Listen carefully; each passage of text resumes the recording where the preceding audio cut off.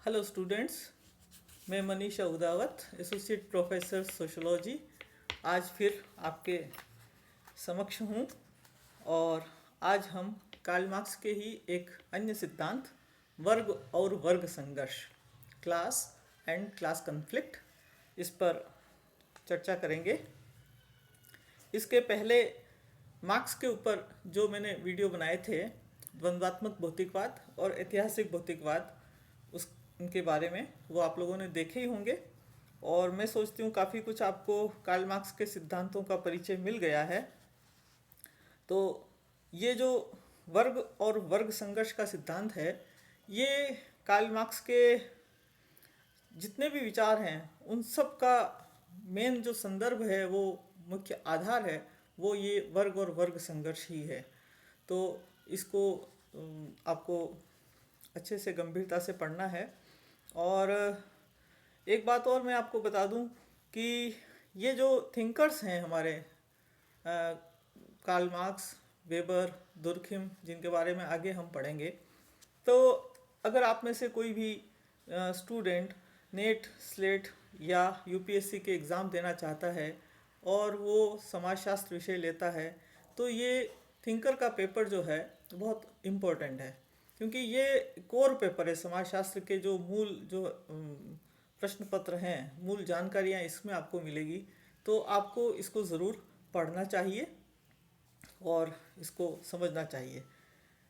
वैसे जो वर्ग और वर्ग संघर्ष का सिद्धांत है, इसमें वर्ग की जो अवधारणा आई है, तो आप लोगों ने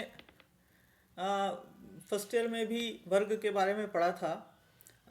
उसके बाद जब भी हम स्ट्रेटिफिकेशन की बात करते हैं, स्तरीकरण की बात करते हैं, तब भी वर्ग की अवधारणा आती है। लेकिन वर्ग के जो साधारण वर्ग का हम अर्थ लगाते हैं स्ट्रेटिफिकेशन के संदर्भ में, और उसके ऊपर एक स्तरीकरण के एक स्वरूप के रूप में हम वर्ग को लेते हैं, तो मैं अभी यहाँ पर बहुत डिटेल में उसके बारे में नहीं बताऊंगी, क्योंकि हमारी लिमिटेशंस हैं। हम इस वीडियो में सिर्फ कार्ल मार्क्स की बात ही करेंगे। अगर आपको वर्ग के सामान्य अवधारणा के बारे में जानकारी लेनी है, तो आप फर्स्ट ईयर की बुक्स में देख सकते हैं और उससे वर्ग का अर्थ समझ सकते हैं। तो हम चलते हैं कार्ल मार्क्स के वर्ग संघर्ष के ऊपर। और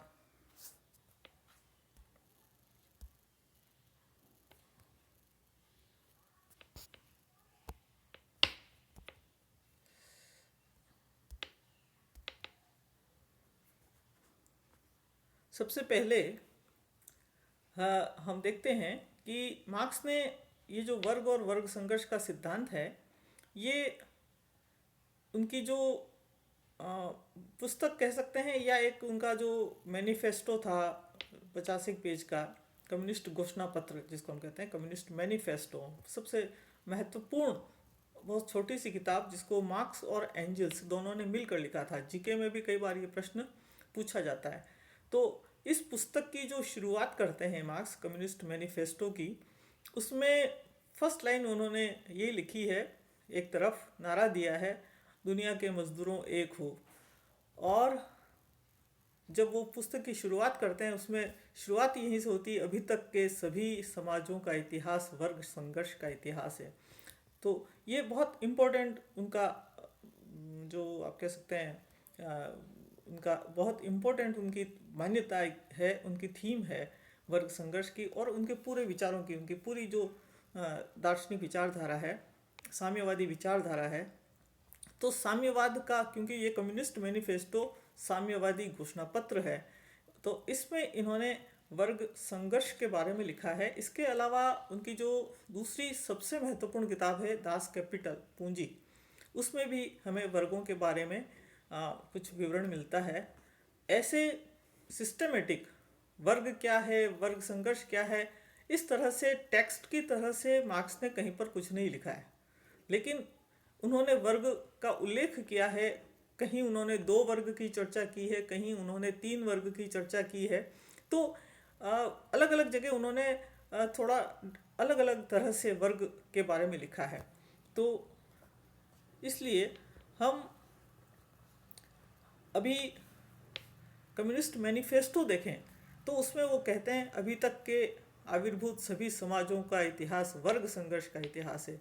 इसका मतलब पहले जो आपने ऐतिहासिक भौतिकवाद का सिद्धांत देखा उसमें आपने पढ़ा ही होगा कि विभिन्न युगों में किस तरह से वर्ग रहे हैं और उनका आधार क्या रहा है, उत्पादन प्रणाली में व्यक्ति का स्थान क्या है उसके आधार पर। फिर वो कहते हैं कि स्वतंत्र व्यक्ति तथा दास, कुलीन वर्ग तथा साधारण जनता, सामंत तथा अर्धदास किसान, गिल्ड का स्वामी तथा उसमें कार्य करने वाले कारीगर, संक्षेप में शोषित तथा शोषक और शोषित, सॉरी यहाँ गलत छपा हुआ है, सदा एक दूसरे के विरोधी होकर कभी प्रत्यक्ष कभी अप्रत्यक्ष परंतु अनवरत युद्ध करते रहे। मतलब पूरा सार आ गया है वर्ग और वर्ग संघर्ष का। ये जो सिद्धांत है उसका सार इसके अंदर आ गया है। इसमें उन्होंने ये बता दिया है आज तक का इतिहास क्या रहा है, इतिहास में अलग अलग स्टेजेस पर कौन कौन से वर्ग रहे हैं और उनका चरित्र क्या रहा है, कि एक शोषक है और दूसरा शोषित, एक दूसरे के दोनों विरोधी हैं और अनवरत उनमें संघर्ष होता है और संघर्ष का परिणाम क्या निकलता है, क्रांतिकारी पुनर्निर्माण में या संघर्षरत वर्गों की आम बर्बादी में होता है। यानी परिणाम जो वर्ग संघर्ष का परिणाम क्या निकलेगा, या तो बर्बादी होगी या रिवोल्यूशनरी चेंज आएगा, एक रिफॉर्मेशन होगा। तो ये जो कम्युनिस्ट मैनिफेस्टो उनका है उसका जो शुरुआत की बात उन्होंने 5 लाइन में लिखी है, इसको आपको अच्छे से समझ लेना है। इसके बाद में हम चर्चा करेंगे कि वर्ग किसे कहते हैं। और आप जानते हैं कि जो लेनिन है वो भी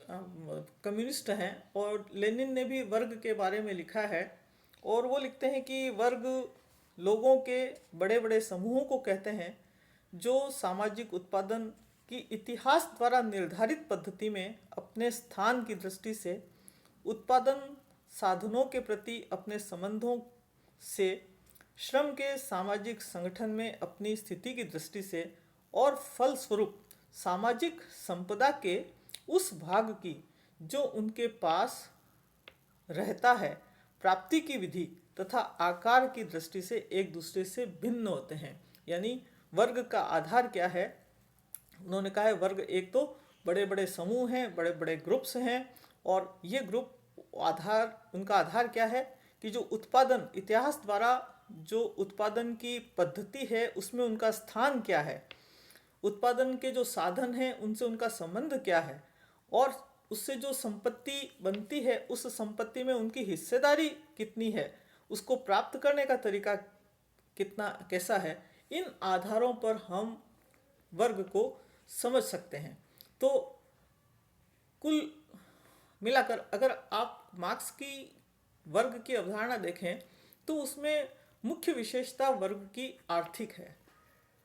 यानी आर्थिक आधार ही समाज में वर्गों का निर्धारण करता है, वर्गों की प्रकृति को, वर्गों के प्रकार को बदलता है। क्योंकि ऐतिहासिक भौतिकवाद, द्वंद्वात्मक भौतिकवाद में हमने देखा कि समाज में भौतिक वस्तुओं का उत्पादन करने की जो प्रणाली है, जो व्यवस्था है, अर्थव्यवस्था, तो वो अर्थव्यवस्था या इंफ्रास्ट्रक्चर या बेस स्ट्रक्चर जो भी हम उसको कहें, वही निर्धारित करता है कि इतिहास किस तरह से गतिशील होगा, समाज की संरचना कैसी होगी। तो ये सब आप पहले पढ़ चुके हैं।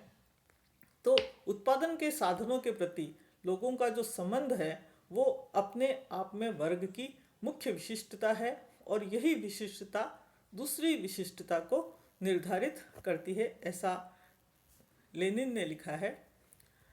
मार्क्स आगे लिखते हैं कि जो इतिहास में अलग अलग समय पर हम विभिन्न वर्ग देखते हैं तो उन वर्गों का जो अस्तित्व है वो उत्पादन के विकास की प्रक्रिया और उसका जो ऐतिहासिक क्रम है उसके साथ जुड़ा हुआ है। ठीक है, तो वर्ग कौन से होंगे और कैसे होंगे, उनका अस्तित्व कैसा होगा, ये किसके साथ जुड़ा हुआ है, उत्पादन के विकास का तरीका, कि उत्पादन करने का तरीका किस तरह से विकसित हो रहा है। दूसरी बात वो कहते हैं, वर्ग संघर्ष का चरमोत्कर्ष आवश्यक रूप से सर्वहारा वर्ग का अधिनायकत्व होता है। बहुत इंपॉर्टेंट लाइन है, इसमें उन्होंने सारी बात कह दी है। वो कहते हैं कि जो वर्ग हैं उनके बीच में जब संघर्ष की स्थिति आती है तो उसकी का एक्सट्रीम क्या होगा, उसका परिणाम क्या होगा, उसके बाद क्या होगा। वो कहते हैं कि उसके बाद सर्वहारा वर्ग का अधिनायकत्व होता है, और अधिनायकत्व की यह अवस्था अपने आप में सभी वर्गों के उन्मूलन और वर्ग विहीन समाज और संक्रमण करने की एक अवस्था होती है। तो वर्ग संघर्ष की पूरी प्रोसीजर उन्होंने इसमें आपको बता दी है। लेकिन इसके पहले हम ये जान लें कि वर्ग कौन कौन से होंगे। ये जो सर्वहारा है ये क्या है, बुर्जुआ वर्ग है वो क्या है, और वर्ग संघर्ष किस वजह से आता है।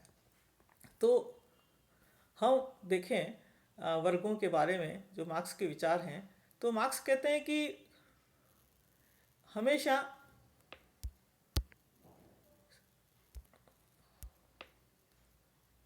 समाज में जो वर्ग हैं उसका आधार आय या संपत्ति है। तो किसी भी समाज में आय और भरण पोषण के 3 स्रोत होते हैं, और वो 3 स्रोत कौन से हैं? वेतन, मुनाफाखोरी या भूमि कर। ठीक है, आय और भरण पोषण, इसके 3 सोर्स हैं। कहाँ से व्यक्ति अपने आय और भरण पोषण के साधन प्राप्त करता है? या तो वेतन के माध्यम से, या मुनाफाखोरी के माध्यम से, या भूमि कर के माध्यम से, ऐसा मार्क्स मानते हैं। और इन तीनों आधार पर उन्होंने 3 वर्ग की चर्चा की है। वेतन के आधार पर श्रमिक, मुनाफाखोरी के आधार पर पूंजीपति, और भूमि कर के आधार पर भूस्वामी या जमींदार। अब मार्क्स आगे क्या लिखते हैं? वो कहते हैं कि मूल रूप में उत्पादन के प्रत्येक स्तर पर समाज में हमेशा 2 वर्ग रहे हैं। पहले भी जब हमने कम्युनिस्ट मैनिफेस्टो की मैंने इसके पहले चर्चा की तो उसमें वो कहते हैं कि इतिहास के विकास के प्रत्येक स्तर पर, प्रत्येक युग में हम देखते हैं कि कम से कम 2 वर्ग हर युग में रहे हैं, और उन 2 वर्गों का स्वरूप चाहे कोई भी हो, लेकिन उनकी मूल विशेषता ये है कि एक वर्ग ऐसा होता है जिसका उत्पादन के साधनों पर स्वामित्व होता है, और दूसरा ऐसा वर्ग होता है जिसका कि स्वामित्व नहीं होता है। और उसके लिए आपको कई जगह ये शब्द भी पढ़ने को मिल सकते हैं, haves and haves not. Haves जिनके पास है, हैव्स नॉट जिनके पास कुछ नहीं है। तो वो जो कुछ है वो क्या चीज़ है, क्या है? जो हैव्स है उसके पास क्या है? संपत्ति और उत्पादन के साधन। तो भौतिक वस्तुओं के उत्पादन करने के साधन पर जिसका अधिकार है वो हमेशा या तो स्वामी वर्ग कहलाएगा, या सामंत वर्ग है, या वो पूंजीपति है। और उन सब का कैरेक्टर क्या है कि वो शोषक है। और दूसरी तरफ वो वर्ग है मार्क्स के अनुसार जिसका कि उत्पादन के साधनों पर स्वामित्व नहीं है, जिसको हम कहते हैं हैव्स नॉट। और ये हैव्स नॉट कौन है? अगर हम दास युग की बात करें तो उस समय स्वामी के साथ में जो दास हैं वो हैव्स नॉट है, क्योंकि उनके पास भूमि नहीं है, उत्पादन के साधन नहीं है, और ऐसी स्थिति में वो आय और भरण पोषण के लिए स्वामी के ऊपर निर्भर होते हैं। दूसरी तरफ सामंतवादी युग में हम देखें तो जो सामंत हैं वो सामंत भूमि पर उनका अधिकार होता है, और जो उनके अपोजिट दूसरा वर्ग है जो जिसके पास भूमि नहीं है वो अर्धदास किसान, या जिसको सेना में जो है सामंत काम में लेता है, तो ऐसे जो सैनिक हैं, तो ये ऐसा वर्ग है जो अपने आय और भरण पोषण के लिए, अपनी भौतिक आवश्यकताओं के लिए वो सामंत पर निर्भर है। तो इनमें भी सामंत और अर्धदास किसान जो है इनके बीच में वही रिलेशन है शोषक और शोषित का। और पूंजीवादी युग में मार्क्स कहते हैं कि पूंजीपति तथा श्रमिक, क्योंकि पूंजीवादी युग में जब हाथ के स्थान पर मशीनों के आधार पर उत्पादन किया जाता है तो मशीन, कलपुर्जे, फैक्ट्रियाँ, कारखाने और पैसा, मुद्रा जो भी है उस पर जिसका अधिकार है वो पूंजीपति है। उसके लिए उन्होंने एक शब्द और इस्तेमाल किया है, बुर्जुआ। और दूसरा जो श्रमिक है उसके लिए उन्होंने लिखा है प्रोलिटेरिएट। ये शब्द भी आपको जब मार्क्स को आप पढ़ेंगे तो बुर्जुआ और सर्वहारा या प्रोलिटेरिएट ये शब्द इस्तेमाल हुए हैं। तो ये भी एक तरह से हैव्स और हैव्स नॉट हैं, क्योंकि पूंजीपति के पास सब कुछ है, श्रमिक के पास कुछ नहीं है।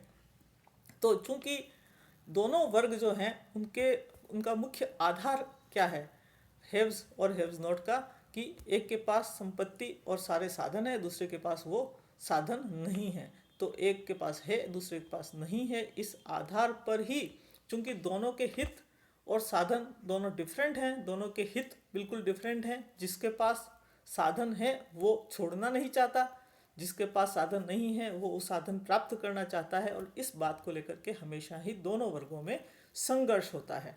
तो ये जो वर्ग हैं, ये इन दोनों वर्गों का आधार क्या है? मूल रूप से साधन, कि उत्पादन के साधन कहाँ केंद्रीकृत हैं, और इस आधार पर ही समाज में वर्ग विभाजन हमें दिखाई देता है। तो ये जो वर्ग हैं इनकी मूल प्रकृति ध्यान में रखिए कि एक शोषक है और दूसरा शोषित है, एक साधन संपन्न है और एक साधनहीन है, एक हैव्स है और एक हैव्स नॉट है।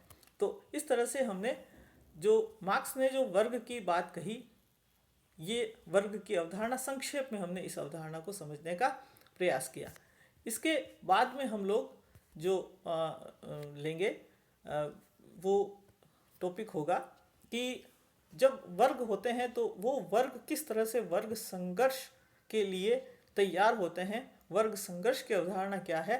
तो आप देखेंगे कि मार्क्स ने सबसे ज़्यादा विस्तार से वर्ग संघर्ष की बात पूंजीवादी युग के संदर्भ में की है, कि पूंजीवादी समाज, क्योंकि उस पूंजीवादी समाज में ही मार्क्स का जन्म हुआ, उन्होंने विस्तार से बहुत उस युग को देखा, उस समाज में उन्होंने जो अपने अनुभव किए और जो अवलोकन किए, जो निरीक्षण किए, उसके आधार पर उन्होंने विस्तार से विवेचन किया है पूंजीवादी समाज का।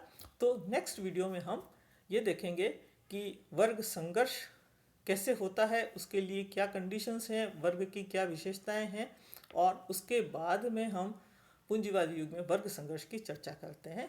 Thank you.